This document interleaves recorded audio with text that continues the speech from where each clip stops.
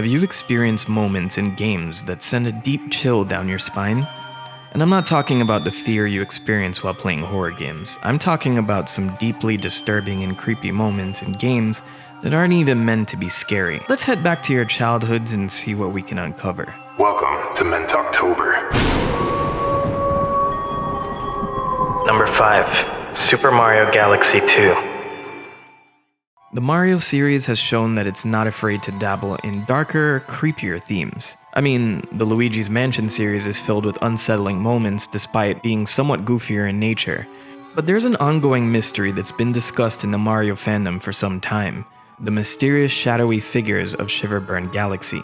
In the level Shiverburn Galaxy of Super Mario Galaxy 2, things seem pretty normal as Mario traverses a galaxy with challenges crafted around both lava and ice, which serves as a pretty interesting level theme in itself, but if you're not paying attention, you might miss it. If the player turns the camera to look at the top of the cliffs sitting in the background, these creepy shadowy figures with bright hollow eyes can be seen peeking over the cliffside, watching Mario's every move in the distance.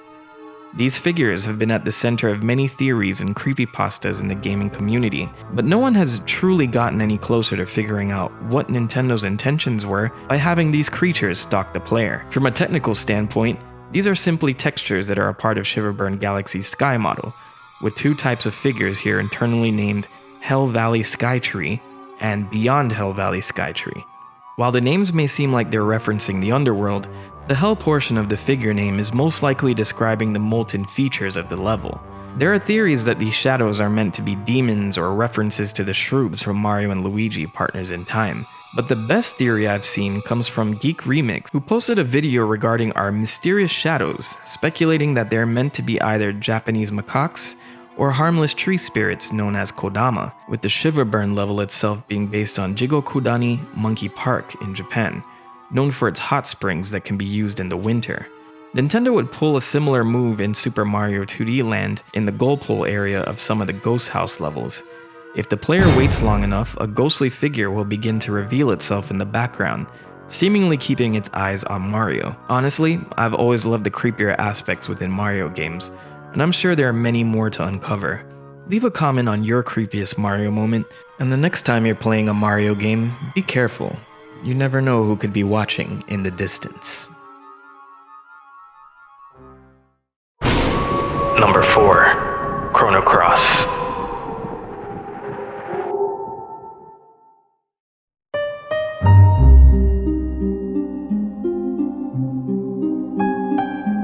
Many gamers look back at Chrono Cross as a PlayStation classic, released for the PS1 back in 1999. It serves as a sequel to the critically acclaimed Super Nintendo RPG Chrono Trigger that people still discuss fondly to this day.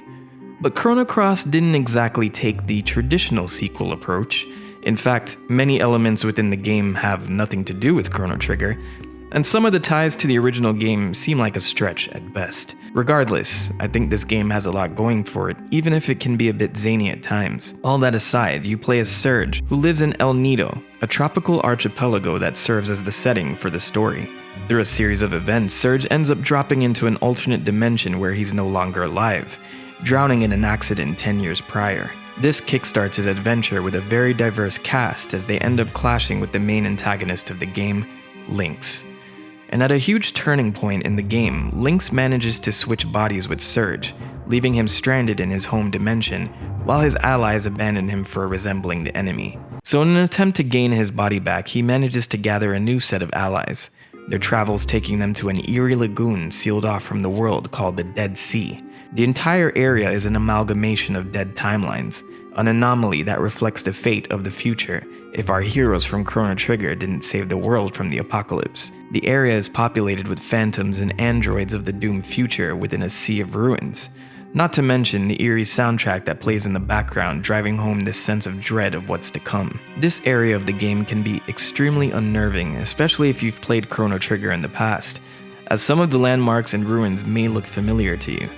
For example, you can see the remains of Johnny, a cyborg who you race when you travel to the future in Chrono Trigger, but here he is, lifeless, on a broken highway. Surge and his party start to uncover records of what exactly happened, finding out that this was a future caused by Lavos, an otherworldly apocalyptic calamity that was supposedly stopped by our heroes in the very first game. So why are we seeing all this? This would also serve as one of the first moments we see a direct link to the original game, so it feels even more unnerving in that sense. While the plot for Chrono Cross can be a bit confusing at times, you find out that Surge himself is a time paradox, with his death from drowning 10 years prior being prevented by his eventual friend Kid from the future, splitting the dimensions in two, which makes the world a little bit wonky from that point on. This new dimension he created would be fated to become a world that was never saved by the heroes of Chrono Trigger. The last part of the Dead Sea that Surge and the others would see is a destroyed Lean Square, the home of our heroes from the first game, as the ghosts of Chrono, Marley, and Luca begin to appear one by one to berate Surge and his existence for wiping away all the hard work that they had to put in to save the world.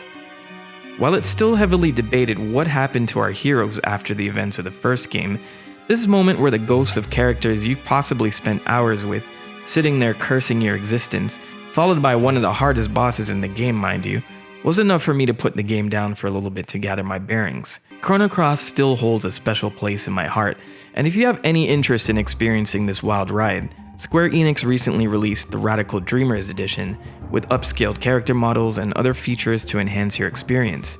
Just remember, make sure your party is prepared before taking on the horrors of the Dead Sea. Number 3. The Sims 2 for the Nintendo DS. The Sims is one of the most successful gaming franchises of all time, practically on par with the sales of Minecraft. But this series originally started off with the first two games having some very eerie moments that have left an impression on longtime fans to this day, like ghosts roaming around the graveyards at night, bone-chilling sounds playing by the graves, and even ghost children seen playing pranks in the households. The list goes on, but this particular moment is from The Sims 2 for the Nintendo DS. The handheld versions of The Sims were a little different in comparison to their PC counterparts, with the player assuming the role of a specific character who embarks on a more linear storyline in a brand new town in The Sims universe. The Sims 2 for DS stars a custom-made character whose car breaks down in a small town of Strangetown and is randomly granted the deed to a hotel, which the player will manage throughout the game. You're tasked to upgrade the facilities and foster relationships to drive growth to the establishment. And much like Animal Crossing, the game uses the DS's internal clock to play in real time, which determines how long it will take to upgrade rooms within the hotel and guest checkout times, for instance. But if the player attempts to tamper with the Nintendo DS clock to time travel, this happens. Hey!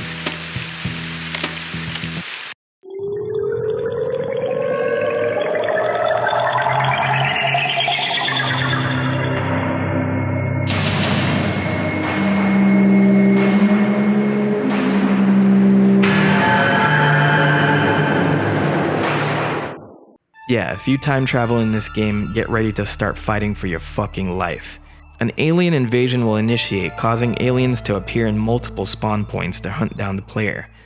Complete with this eerie, unnerving music, the player can try to fight back with their Super Drencher water gun to take down the waves of aliens, but it's probably better to just not time travel. Anytime you attempt this, you're going to experience The Sims turn into a survival horror game. But if you manage to fight your way out of this hellacious scenario, then you can kinda keep your time travel cheats along the way. But seriously, seeing this particular comment section for this song alone on YouTube shows me how many kids were traumatized by this exact scenario. Let that be a lesson to you all for the consequences of cheating. The early Sims games, as well as the handheld versions, are kind of a glimpse into this weird, uncanny valley, and honestly, I could make a whole top 10 video on this series alone. For my Sims fans out there, let me know some of your most disturbing moments. Did you make it out of the alien invasion alive? Number 2. .hack GU.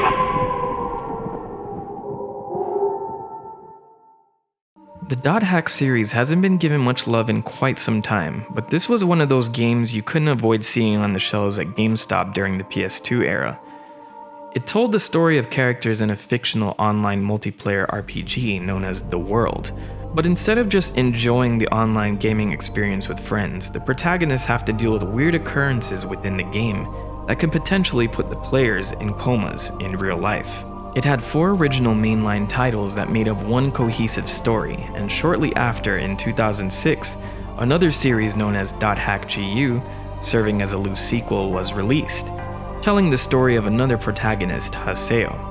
.hack branched out into multiple types of media like manga, anime, light novels, and I think it served as one of the pioneers for the entire isekai genre that's super popular right now. In the game, the player has the ability to explore different randomly generated dungeon levels within the world, with the game pretty much simulating the MMO experience while telling the story. And while the general plotline can have some unnerving moments dealing with an online game that could potentially put you in a coma, there is one particular instance that always put a chill down my spine.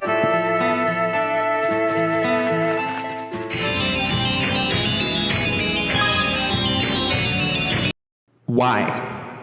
In these randomly generated fields you explore, a special monster known as a Doppelganger can potentially spawn if the player avoids battling for 5 minutes, or if they include a certain keyword when choosing the field they decide to explore. Not only does the Doppelganger assume Haseo's appearance, it has glowing red eyes and will try to hunt you down if it spots you.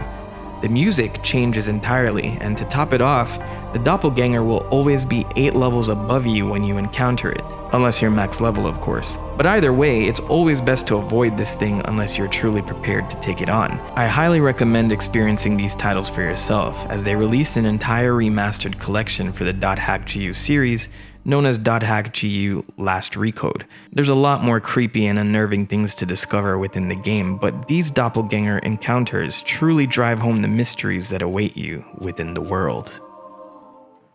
Number 1. Rollercoaster Tycoon.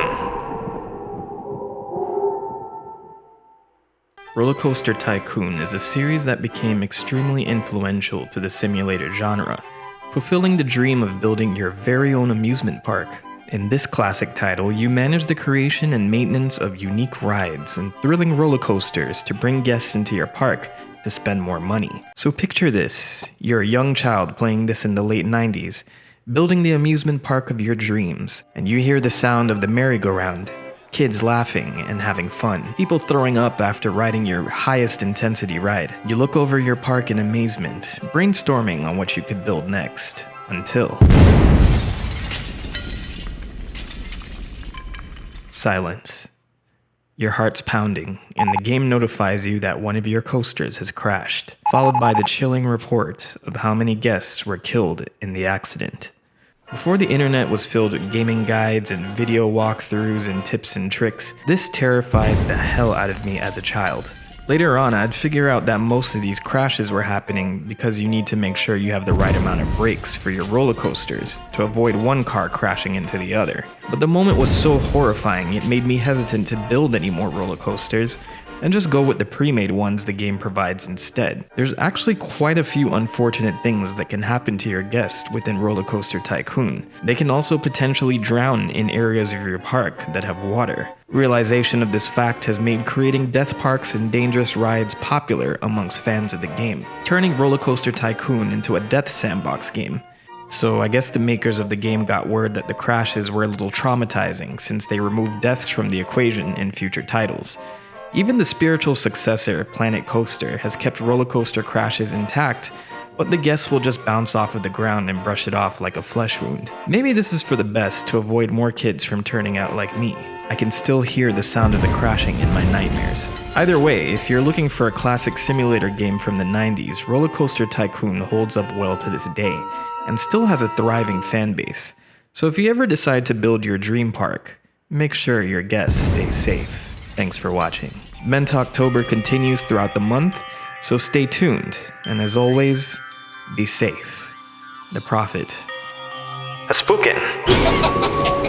Did you think you could really escape?